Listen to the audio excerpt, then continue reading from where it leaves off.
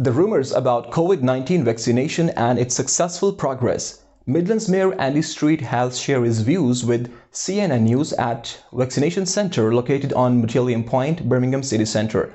Our correspondent Neelam Aslam is there with him. Let's see what he said more about COVID-19 vaccination and about the rumors. Welcome to CNI News. We're here with the Mayor of West Midlands, Mr. Andy Street. He's very kindly taken out some time to speak to us about the current circumstances within Birmingham regarding many issues. So I'd like to go over to Mr. Andy and thank you for giving us some time. I'd like to ask you, what work are you and your partners undertaking to ensure the people of Birmingham are given accurate advice and information on the need of taking the vaccination to protect themselves against COVID-19? So the vaccination is going really well across Birmingham.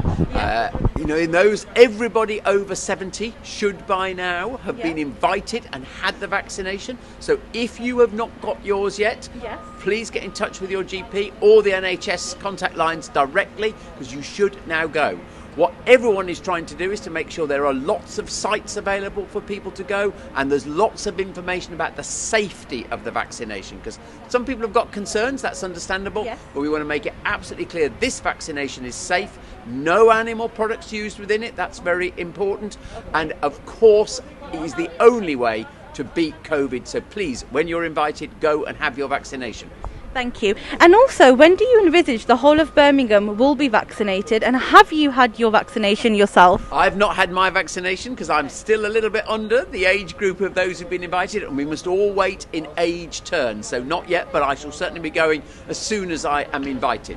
Now, in terms of the whole adult population, the hope is that that will be done by the summer.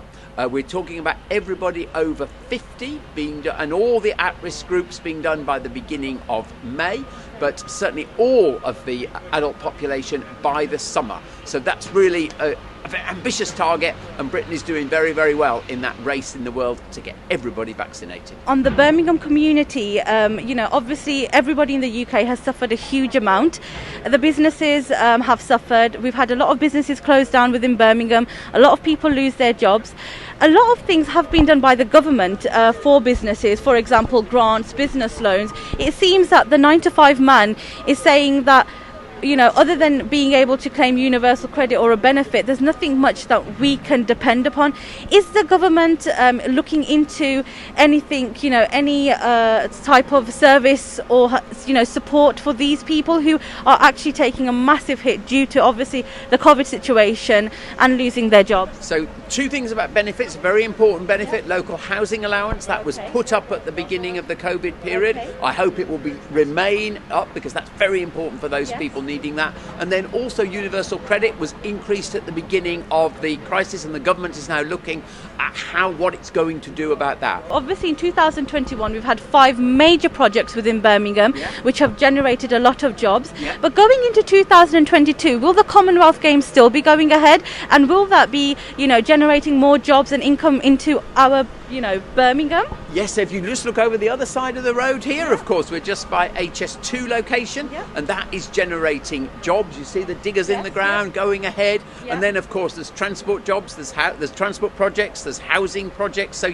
many more, and we're seeing also more agreements for further big housing schemes. So yes, jobs are coming there. To your question about 2022, yes, the Commonwealth Games will go ahead. We're expecting substantial number of jobs as a result of that, thousands of them, and we want them to be for local people. Over the last couple of years, we've worked on a brilliant scheme that we call Housing First, whereby people who are at risk of rough sleeping are given accommodation of their own. 355 people now moved off the streets into that accommodation. So we have got a real solution here, and I would actually say that we're making good progress. Lastly but not least, I'd like to touch on mental health. Obviously this has been a major issue within the whole of the UK, even before the pandemic, but even more so now. What support is available for anyone who's feeling very low, evidently obviously because of the circumstances within our community? What would you recommend? Where can they go? So you're absolutely right. Mental health has been one of the huge issues around the pandemic, and it can come at all sorts of levels, can't it? Incredibly serious cases where you'll probably need a proper GP's referral to something like the Mental Health Trust. But you can actually have it at other sort of beginnings, low level. And on that, I'd refer people to all the sort of help and advice there is. Combined Authority puts them together. We call Thrive at Home, just some tips about looking after your own mental health at home. So please go online to the Combined Authority look and get those very practical tips. And then, of course, we've also got schemes that we call like Thrive Into Work, looking for people who are at risk. So there is specific support that we're putting in place. Excellent. Thank you so much for your time, and thank you to our viewers, and thank you for watching CNI News.